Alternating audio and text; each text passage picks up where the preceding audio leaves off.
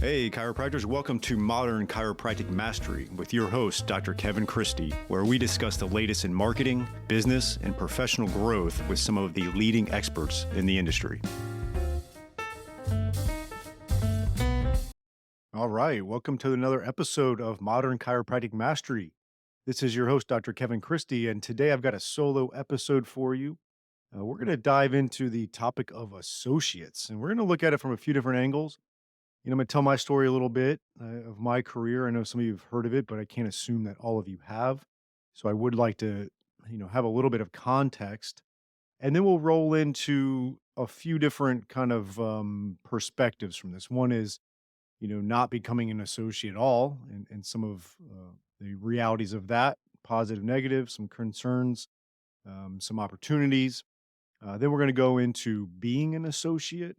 And then lastly, hiring and bringing on an associate. Because, I just think this conversation is needed because there seems to be a disconnect. And we've had it on this show before, but there's definitely a disconnect happening. And I'm recording this actually the week after we had our first 2023 MCM Mastermind weekend in Fort Lauderdale, and we had Ray Tuck as our guest presenter who, he's been on our podcast before. If you're not familiar with him, look him up. In Virginia, 9 chiropractic locations, 2 medical locations, multiple doctors, obviously. And we didn't dive into all things associate, but it was obviously a topic. And we talked a little bit about that. And, they're just, and this is a group, there's 22 of us in this mastermind, plus you had Ray there. And um, a lot of different perspectives, a lot of different parts of the country, a lot of different ideas, and as a group, we just realized that there is a disconnect quite often between being an associate and being an owner doctor and trying to kind of marry the two, and so it was good timing for that. I've been working on a CSA playbook. So, a little bit of the things that we've added over the last 6 months inside of the Chiropractic Success Academy are these playbooks. We have a lot of great lessons and trainings inside of CSA. And so, we've developed playbooks that ultimately guide you. It's not a system per se, because you can't cookie cutter things, but these playbooks will give you the ability to work through what your particular system is. Right? We have a front desk playbook. We've got a scaling playbook. We've got a networking community outreach playbook. But I've been really working diligently, and this one's taking the most time on an associate playbook. When you're ready, or how do you know you're ready to bring on an associate? So I've been working on this and getting in the details of it. So I wanted to record a little overview podcast on the topic as well. And so the CSA playbooks have been great. It's really helping to take a lot of our lessons in there and link it into a guided manner. So a lot of people ask, like, what is the Chiropractic Success Academy? And it's really guided, online academy with a lot of different things, but it's not just random lessons now. It's actually going to be very, it guides you based on some things that we have you do once you join and see where you're at. And then from there, lessons that will help get you where you need to. You definitely have to have some self accountability, but it's great. So you could check that out at www.csacircle.com. But the playbook's been cool. I've been working on this. It's been kind of my pet project within it, and getting a lot of heads down work since I exited patient care to do these, because they're not easy. But I really wanted to spend a couple months honestly working on this associate one. And so yeah, I'm going to kind of touch on some of those things as we go along. Let's dive into what I think is honestly the dilemma. All right, there's this disconnect or dilemma with the associate aspect. And the obvious thing is the finances of it, right? A lot of associates feel like they're not compensated well enough.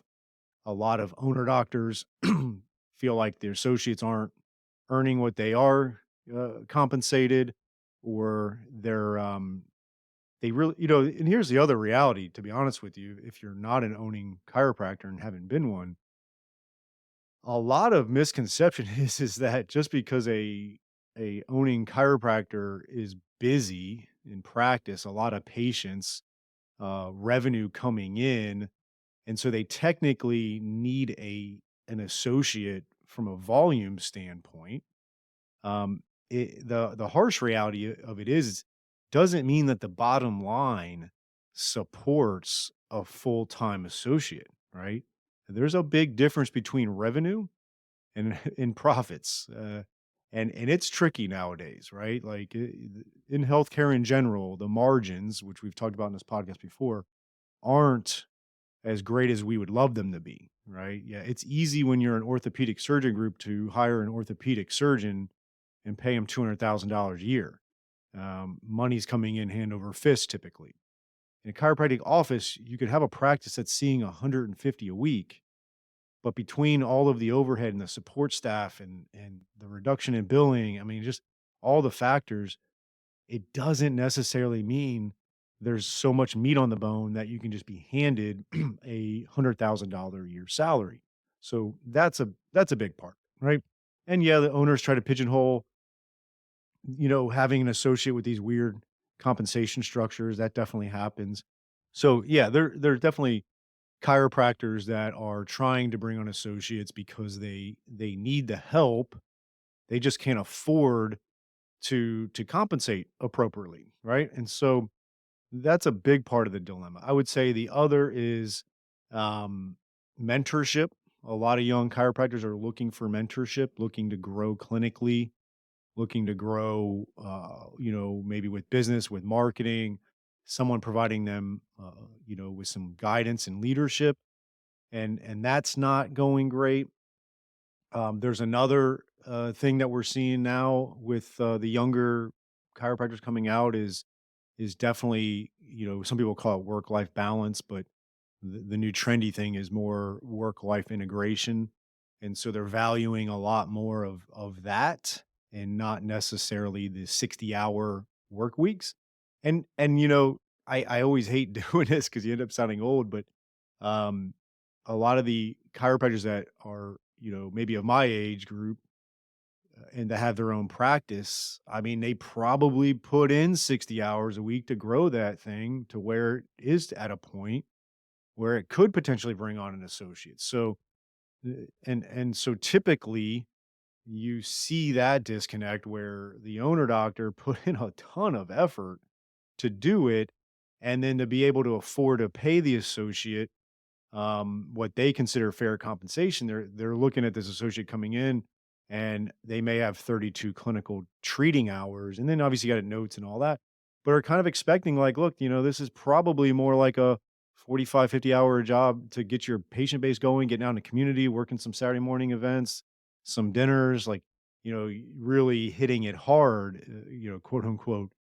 And sometimes that's not happening, and there's a little bit of a disconnect there, as well, and I think that's part of what can be a struggle if you go into an associateship and you do the bare minimum, and then a couple years into that, you move on and you open your own practice. The bare minimum's not gonna cut it to grow your own business and practice. So I get a lot of chiropractors that reach out to me and it's a similar story, right? It's like, yeah, I worked for this doctor for a couple years. It was fine, and then I opened my own practice and I'm 5 years into that now, and it just hasn't grown like I thought. And one of the questions I ask, like, okay, like how many clinical patient facing hours do you have? They'll say 30 or 32. Okay. And then what are you doing during the other hours? Oh, doing notes here and there. Okay. So how many hours would you say you're working, right? Like it's either notes or it's paying bills or it's treating patients. It's like actual work, and it'll be like 38 or 40 hours. I'm like, all right, well, that may not cut it, right? It could, maybe, there's definitely outliers, but it can take a lot to grow that practice. The good news is if you do it for a period of time, then you get the momentum and it doesn't have to be like that anymore, right? But that's just some of the dilemma I think that is out there. My story with it is I graduated in '05 from Logan, but even, and I got a preceptorship and then I got an associateship and I'll go through all that, but it really even started before that. And so if you are a chiropractic student now listening to this, which I know we have quite a bit, um, I remember it was about a year and a half prior to graduating. I was really trying to, sow the seeds of getting a good job, and I wanted to come back down to South Florida. Didn't really care where in particular in South Florida, but that's where I'm from. My family was from here, and just wanted to be back. Every time I'd come home, and it was a little bit challenging back then, 2004. Not every good chiropractor had a website. Google search was weird, wonky, but I did enough due diligence on finding and I knew I wanted to be a quote unquote sports chiropractor. So I was finding chiropractors in the area and going and shadowing them when I was in town and doing that. And ultimately, if you're a student, you really need to position yourself well to get a good job. A lot of you aren't doing that, aren't making the connections, aren't building a curriculum vitae. I get preceptors that actually email me for a preceptorship, and the first thing I ask is, "Can you send me your CV or curriculum vitae?" And I get a fair amount of people that respond back, "What is a CV?" So that means they don't have one. So you got to be building that thing and putting together. Um, Really having a good the evidence-informed chiropractors that are coming out, the ones that are getting good jobs, they are highly qualified from a training perspective. There's definitely a lot of clinical inexperience, and we understand that as chiropractic owners, that's gonna be the case, but they're coming out with really good soft tissue, really good manipulation, really good rehab, right? Good assessments, whatever way you do it, however you're doing it, but they're coming out guns a-blazing, and if you're not there, you're just not positioning yourself well, and if you're not getting out to other, like MPI events and other, FTCA events that are out there now that, COVID's kinda calming down, and obviously we're gonna get back to that stuff. If you're not positioning yourself well, it's gonna be tricky to get that great job, especially if you're cherry picking a city or a town or an area like I was. But ultimately, one of the places I stopped in and shadowed, I got my preceptorship that turned into an associateship. So I associated for a year and a half, and it was great. It was a very good experience. Learned a ton, and I was getting out there a lot. Like I was out in the community a lot, and I was out in the community so much that I kept on running into this other chiropractor that was down in Miami, and he got an opportunity to open up a satellite office in the Davie, Florida, which is kind of Fort Lauderdale area, inside of um, a gym, a training facility, a sports training facility, and he didn't have the time to do any of the clinical there, so he essentially gave me 40% ownership of that for nothing, and I had to build it. And I remember the first time I walked in there, it was crazy. It was like this beat up old gym, but at the time, this had been like 2007. So if you know football back then and baseball, like Manny Ramirez was working out, Ocho Cinco was working out. I remember Maurice Jones-Drew, Plaxico Burress, Fred Taylor. I mean, it was just crazy. I just couldn't believe the types of people working out there. So I took up the opportunity, and that's how I got into all the NFL and pro sports care that I did, was because of that opportunity.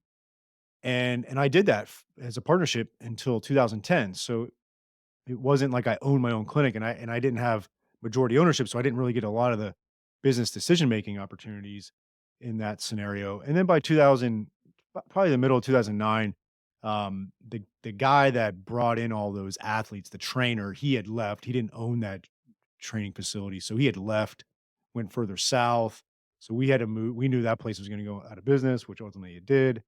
We had moved preeminently to an orthopedic group, which is really good, but things weren't just really working out for the partnership, and I got an opportunity to open my own practice in April of 2010, and I took that.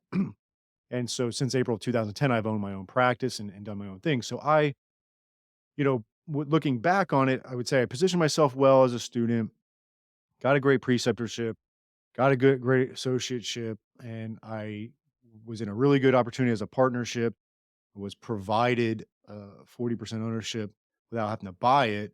And then I was able to sell that 40% back to the previous owner when I left. So that gave me a nice little chunk of change when I opened my own practice. And so I've run the gamut, right? So I've seen it from all angles. I obviously talked to a lot of chiropractors. I get a lot of the nuances of it, and it's changed over the years for sure. But I think I've got a pretty good beat on it, although not perfect. All right, Docs, here is a new opportunity for you from Darcy Sullivan of Propel. She is our SEO specialist in helping out many chiropractors with their search engine optimization and making sure Google is finding you and getting you new patients. It's amazing how many new patients chiropractors can get and are getting when they do the SEO right and a few other things. And Darcy is offering a free SEO workshop just for chiropractors, and you can sign up for that at bit.ly/propelmcm. That is bit.ly propelmcm, modern chiropractic marketing, right? And so check out that link, and we're going to have you go over 5 SEO secrets to owning the first page of Google without buying ads. And Darcy's going to give that free workshop, 1 hour, to really help grow your practice and start churning new patients from the ever mighty Google, which is still king in the online marketing. So check that out at bit.ly/propelmcm for the 1 hour free workshop. All right, so let's go into kind of this next part. And this is not becoming an associate at all. And that's fine. I know I've got some buddies that I graduated with that just opened up right out of the gates, and it went well. Um, what they typically did, at least back in '05, was open up regular offices, right? Like they did the whole gamut. They rent, signed a lease, storefront, built out nice, decent equipment, like turned it into a legitimate looking practice. I think what's happening now a little bit, and again, I can speak on this because I ran a clinic inside of a beat up old gym, and I ran a clinic out of 2 different orthopedic offices before having my own. The orthopedic offices were great because they were really nice, and it actually legitimized me. The gym situation, I always had this limitation, this ceiling, because it just I was like a doc in a box in a gym, which has an expiration date, in my opinion. If you have aspirations of really growing a fully involved clinic, at some point, I think it can be a really good start, and it was for me. And there's a lot of ways that it can go great, and there's some ways it can go bad. And I'm not going to dive into all of those, but I do think you have to plan to get out of the gym at some point, because I think it's hindering you in the perception of a lot of the patients in the community and the overall experience with it. And so what I think what's happening is a lot of chiropractors are choosing to open up their own practice out of the gates, and they're doing it in some good gym scenarios, some kind of rinky dink, right? Or like mine was really crappy, but I just had this weird uh, situation of a phenomenal trainer that attracted insanely great talent. So it was really nice. So I think that's happening a lot. So maybe that's why, because a lot of doctors looking for good associates are having a hard time finding good associates. A lot of good young chiropractors that would have been associates are just opening up on the cheap out of the gates and going from there. And that can be a fine way of doing it. But my concerns here are, again, if you get stuck in it for long term, if it's a really bad gym situation where you don't have sustainability there, you don't have a lease, or if that gym goes out of business or whatever, that can be a concern. My other concern on it is if you don't take a good associateship, where are you learning how to run a real practice aside from the clinical side? Like, one of the things I really got out of my associateship was what a really good first class chiropractic practice can look like, and some of the training and knowledge around that. So that even though I ended up going into a gym, I had a couple years under my belt with a real deal practice and what that looked like. And so I don't know, like if you go right out and you don't have that, it can stunt you long term, and you could be down a bad path. Now, obviously there's ways around that, coaching, consulting, things of that nature. And obviously we have a lot of clients in that boat that are getting ahead of it and starting out of the gate and realizing, I'm going to open my own practice, but I'm also going to bring on a coach to make sure I'm doing things the right way and have a plan to do that. So I just wanted to highlight some of the current concerns with that of not becoming an associate. I think for certain people, it works out just good. It also can be, depending on, are you going back to your hometown or not? There's a lot of variables. I'm not against it, and so I'm not here saying I'm against it. I've just given you my concerns. If you're going that route, just make sure you cover your bases, okay? But I do think that could be a part of the disconnect of why there's not enough. It's just funny, like, I hear from owning chiropractors, there's not enough good associates. I hear from really good associates, there's not enough good opportunity for associates. So somewhere there's a disconnect, right? You can't have one saying there's not enough good associates, and you can't have associates saying there's not enough good jobs, right? So there's a problem there, and I think maybe part of it is a lot of the good associates, that are well equipped are opening up their own, and that could be a problem. Not a problem, it could be a possibility, right? All right, so let's move on to being an associate, right? You've made a decision. You're going to look for a really good job. You want mentorship. You want to do that. Now, um, you could do this for long term. That was one thing that was cool with hearing Ray Tuck speak is a lot of his associate chiropractors, because the way he sets it up with really good, fair kind of, uh, ownership mentality compensation, not ownership per se. He's had a lot of associates that are there 10 years and longer.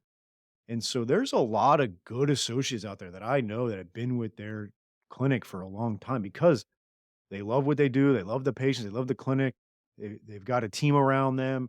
They don't want to deal with all the minutia of running a business, and they're getting compensated fairly. And that's been really good. So there's absolutely nothing wrong with being a long-term associate. And so, um, if you find that great opportunity, that could be something that's really good. You could be a long time associate in for 20 years or something, and then finally, have an opportunity to buy. And so you've got a ton of historical experience at that particular location. And so the risk of it not working out is going to be very low. And you were able to learn as you went along. So, being an associate long term, nothing wrong with it. It's something that you want to be true to yourself with that and be okay with that, right? If you feel like that's your mentality, you want to find a really good job that pays very fairly and you check off all the other life's buckets because of that, then that's great. Nothing wrong with that at all. If you're coming into it wanting to be an associate for a period of time and you want to at some point own your own practice, that's great too. I do think communication's good around that. I do think as an associate, you should really look at least a few years being there, as long as let's say everybody's treating everybody fairly, right? Um, and so, you really don't want to look at an associateship as like a year thing or less, or, you want to make sure that you're using, I've said this many times and I don't want to not say it because I've said it many a times, is that you got to look at being an associate that first few years is like a resident, right? If you go to medical school, it's like you go to residency for a few years before you actually become a independent doctor that's graduated and graduated residency and treats patients outside of that residency. And you got to look at your associateship like that. So, you're not gonna make a mint, but a lot of the sayings now or some of the ideas around it is how can you get that associate if you're the owner, how can you give them a fair compensation package that gets them the $100,000 by year 3? Like, is it a reasonable way to do it? Now, it doesn't mean you're given 100,000 a year or they're gonna just give you a straight salary of 100. It means that, there's fair, salary or fair salary and percentage or profit sharing or fair, percentage only, whatever it may be, to where if you do your end and you can tease out the numbers and see, okay, how much is an office visit worth in this practice? Okay, $75. Um, my bonus, I need to see 75 people a week to get to this, and that's going to get me to 85,000. And then I got to see 100 a week to get to 100,000. Like those are, those are more than fair numbers, right? Like I think that's the other disconnect we see is, a lot of associates are coming out and they're seeing in student clinic, 10 patients a week. They come out and they're a little, they got all these certifications and trainings and they want to spend a lot of time with each patient and they get burnt out if they see 8 people in a day. Like the reality of it is in our profession is like the way we get compensated and the way it works is like you got to be able to get clinically efficient and be able to see 25, 30 people in a day and be okay with that, be comfortable with that. You got to be able to see 100 in a week. Not that you will right out of the gates, but if you're going to start one, like if you want to make $100,000 a year, it's not going to be seeing 50 in a week. I can almost guarantee you that. Like you got to get clinically efficient and you need to have really good patient retention or adherence. You need to make sure you're communicating well with patients. You need to make sure you're bringing in new patients. You got to get referrals from your patients that are given to you, right? Like you got to build a practice and get to 100, but so it's got to be a fair path to 100, but it's not going to be given to you, unfortunately. Like just graduating with a degree doesn't give you $100,000, unfortunately. I wish it did. I wish we were, rolling around and swimming in money, and that could be the case, but that's usually not going to happen. It's usually going to be a compensation package. It's typically salary with some percentage or profit sharing, with maybe some 401k and insurance, whatever it may be, to get there. And I know that the joint is paying like 85,000 or $90,000 a year. I get it, and I think that's also part of what's happening in disconnect. You're seeing a little bit of these opportunities that are paying that, but again, you got to look at what you're missing. Like if you want to run a sports evidence based practice at some point in your career, probably making 70,000 a year at a really good sports chiropractic clinic is a better decision than making 90 at the joint. Right? If you're purely in it for the money and you need that extra $20,000 a year and you don't give a shit about anything else, then I get it. But if you're looking to develop yourself professionally in a career, I wouldn't just look at the money as long as it's reasonable, right? So those are some of my thoughts on being an associate. Now, to kind of look through the playbook I developed or almost done with for kind of like hiring an associate, part of this playbook is there's no definitive answers for sure, and there's a lot of legal things you got to look at. Like people always ask, like, "Oh, um, should I get a contract?" It's like, "Yeah," and then I was like, Can you give me a sample of a contract?" Like, no, like there's a lot of nuances to it, and you really, honestly, anything contract related, in my opinion, just get an attorney. Don't even bother posting in Facebook groups like, "Oh, what should I do about a contract?" Like, just maybe get some of the variables from people, but you gotta get an attorney with that, and I'm not gonna dive too much into the contract things from but, like, when to hire an associate, right? Like, do you have the patient flow to support it? I've seen some scenarios where you actually have the cash flow to support it, but not the patients. So then you're compensating fairly, but then the associate doesn't feel like they're getting their hands on enough people, and so that can be a problem. So you gotta make sure you have the patient flow to support it. Can you feed them new patients? Is this gonna be a situation where it's only eat what they kill? That can be tricky. So are you able to feed them new patients? There's been a lot of numbers thrown around over the last year in the mastermind, but it's like, can you get them at least 4 or 5 new patients a week? That's gonna really help get them going. Do new patients often have to wait longer than 2 days to get a new patient visit at your practice? Like, is it Tuesday, new patient calls, and they can't come in until Monday? Like, that could be a sign that you need an associate. Maybe you're looking to just reduce your personal, patient visit numbers, right? Like for me, I hired mainly because I was exiting patient care. Maybe you wanna go down, you're a full-time doc, you've been doing it for a while, and you wanna go down from 32 hours to 20 hours. And so there may not be a big spike in office visits with hiring that associate, but they're freeing you up. But another thing, are you having issues with fitting in new patient follow-up visits? Like, I've seen situations where, like, I got the new patient in. Okay, here's the worst. Like, the new patient calls on Tuesday. You can't get them in on Monday. You get them in on that Monday. Then your front goes to schedule them for their 2 more visits that week, and there's hardly any visits left for them to schedule, right? You may need an associate. I'm gonna do like a Jeff Foxworthy thing. It's like you may be a redneck, but you may need an associate. So those are some of the things you got to look for sure. Another thing is do you have the space and staff to support it?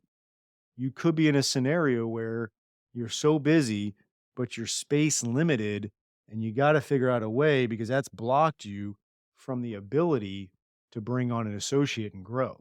So you may have to plan that out. Could be a couple years down the road. My lease is ending. I'm going to get into a bigger space, stuff like that. Are you ready to onboard, train, and mentor an associate? This isn't a scenario where you just hire them and then you treat patients and hide in your office consistently. You need someone, whether it's you or another associate, that can onboard them, right?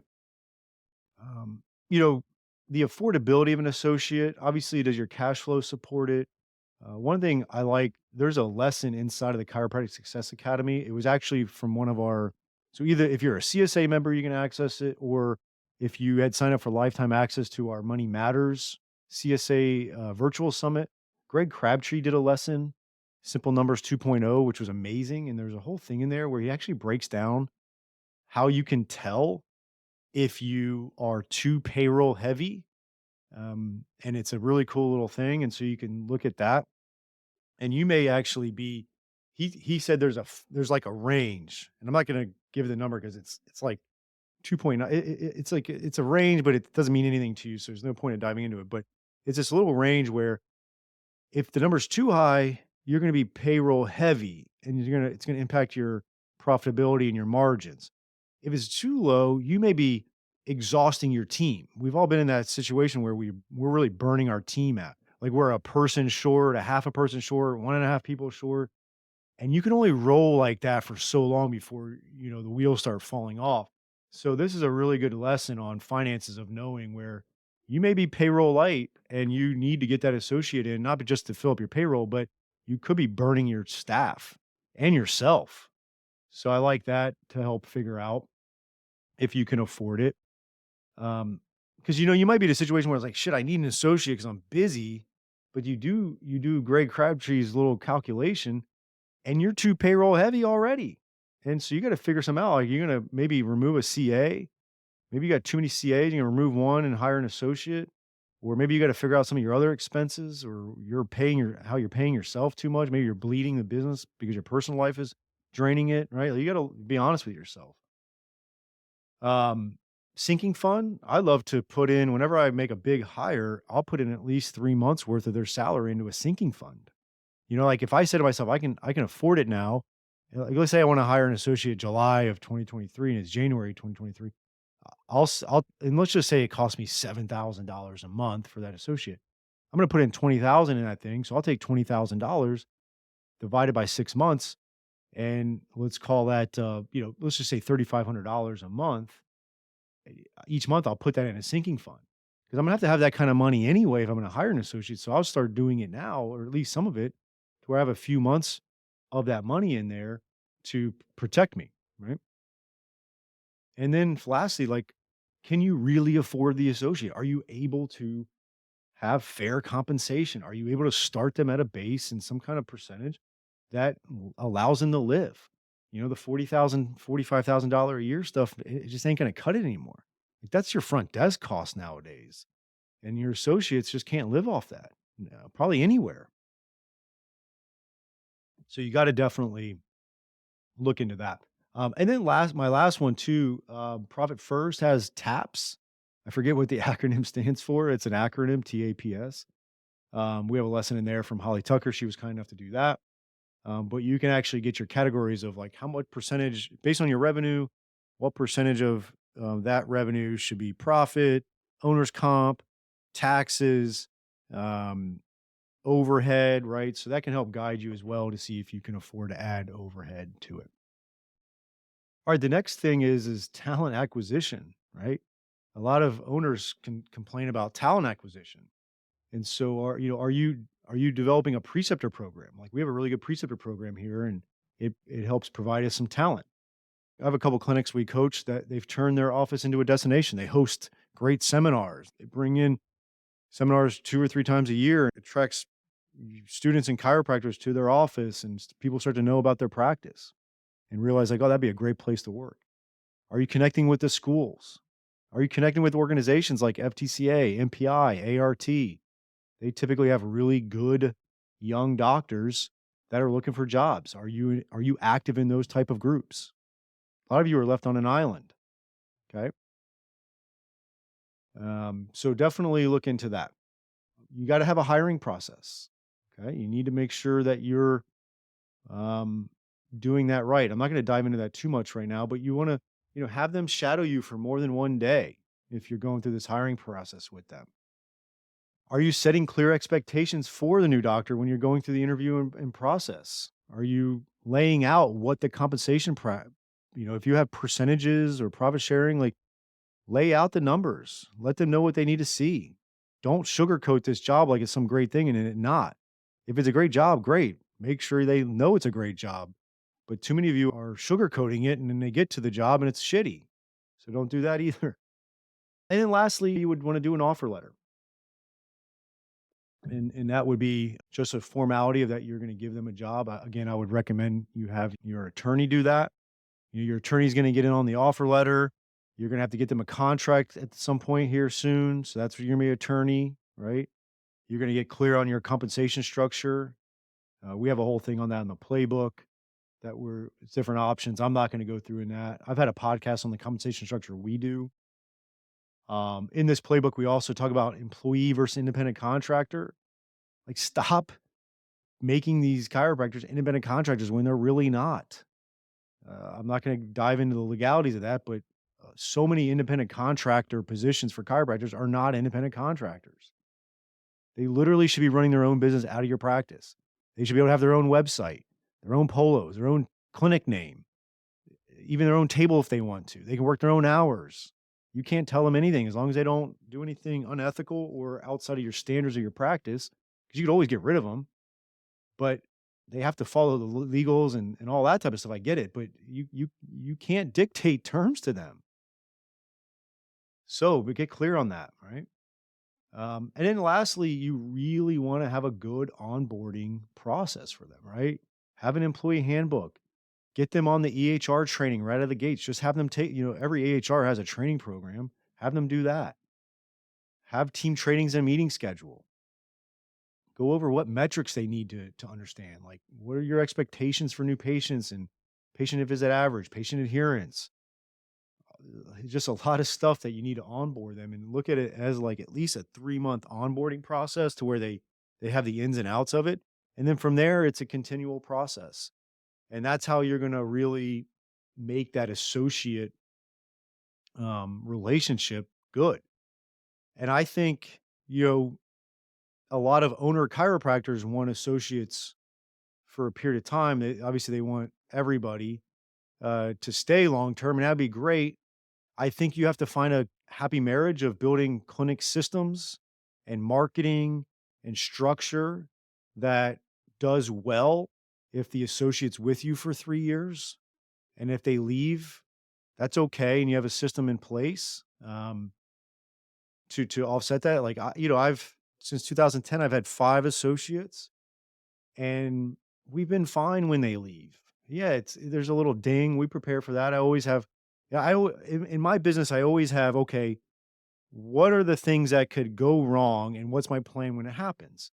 A front desk person leaving sucks, but it happens. And so I'm prepared for when it does. An associate leaving really stinks. If they give you really good notice, that's awesome. When they give you short, like, again, here's the other thing. If you're an associate or you're going to be an associate, you're a professional. 2 weeks notice is not enough notice. If there's some egregious happening, okay, I'm going to put that aside.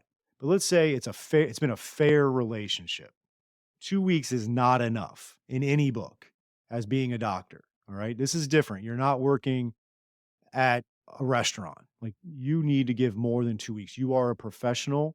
If it's been a fair relationship, you need to do that. Okay. And I'll let you and your, owner figure out and I had that communication with my associates. Like, this would be fair in our situation, notice. Okay. My last associate gave me 6 months notice. It was great. We were able to plan for that. So, that's something that you need to consider as well. All right. So, I think there's a lot to it. I just wanted to touch over some things. There's obviously a lot of details in doing this right. I guess um, my recommendation would be is have a part of what we're doing here with this playbook is so that our members in CSA can look through this playbook, start over maybe a 6 month. This could take some time to like really just work through and develop their practices, associate hiring and onboarding system, right? The playbook will help guide you on that. You need to tease out the nuances, get clear on it, have conviction around it, and be prepared to hire fairly, hire someone that's great, and have a good working relationship with that associate. If you're associate, make sure that you are putting people around you that can help guide you in finding a good job and having fairness in that. I hope this was helpful. We need to continue the conversation. It doesn't have to be this way as far as this disconnect. And I think communicating on it, just like anything else, helps improve the situation. I hope you enjoyed this week's episode. And if you want to make the shift from busy, broke, and broken to time-free and cash confident, or you just want to continue with the exponential growth, check us out at modernchiropracticmarketing.com. Look at the MCM Mastery tab, watch the short video on there, and check out what we are doing now for evidence-informed chiropractors. We are equal parts coaching and marketing done for you. Yes, you shoot some videos, we help you with campaign strategies and ideas and really become a thought leader in your community. You shoot those videos, you send them to us, we produce, edit, and brand them to you. Then we distribute them through all of your channels. We also take them and we turn it into one good blog per month. And every other month, we have Darcy Sullivan producing a robust blog with a topic that you pick from her database to help with your SEO. So we essentially become your content marketing agency to make sure your practice is always having ethical, elegant content marketing to help grow your practice. On the coaching side, we also help you with everything from marketing ideas to business, communications, finances, anything practice growth, and really try to help prevent you from being stuck on that island. And we hold you accountable. We have a great group of doctors that are just doing amazing things. And we look forward to help you out to take that next step in your practice. So again, check us out at modernchiropracticmarketing.com and learn more.